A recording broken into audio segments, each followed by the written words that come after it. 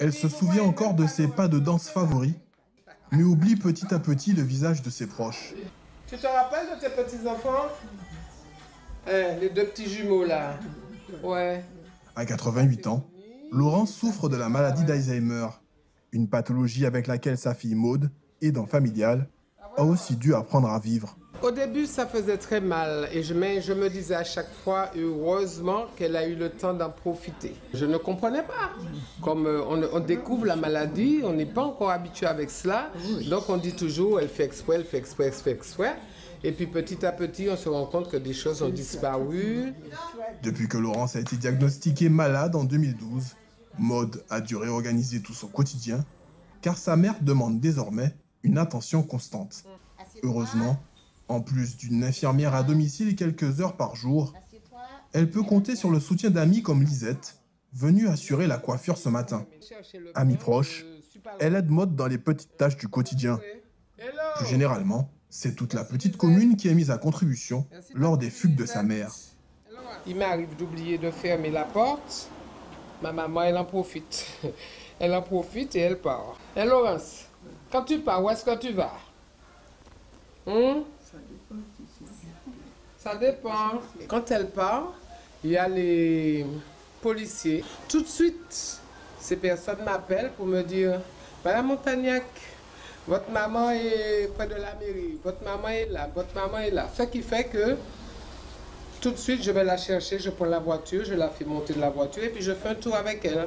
Mais le soutien le plus essentiel reste spirituel. Ma Bible, c'est mon livre de chevet. Donc, je puise dans cette Bible les conseils que Dieu nous donne. Reposez-vous sur moi, déposez vos fardeaux.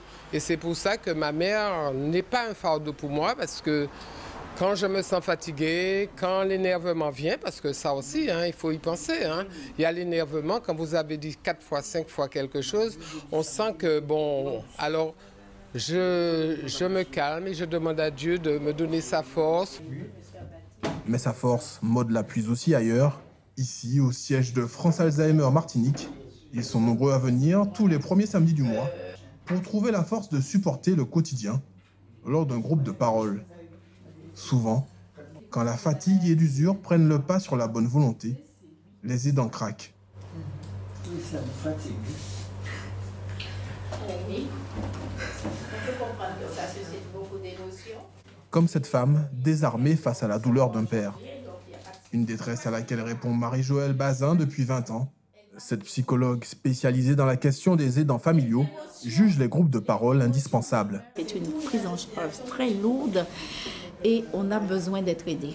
Être aidé, c'est pouvoir dire ce que l'on vit, c'est pouvoir des fois avoir certaines solutions, ne serait-ce que des solutions très pragmatiques, c'est-à-dire ça aide les gens à rebondir, ça aide les gens à accepter et à mieux prendre en charge le malade.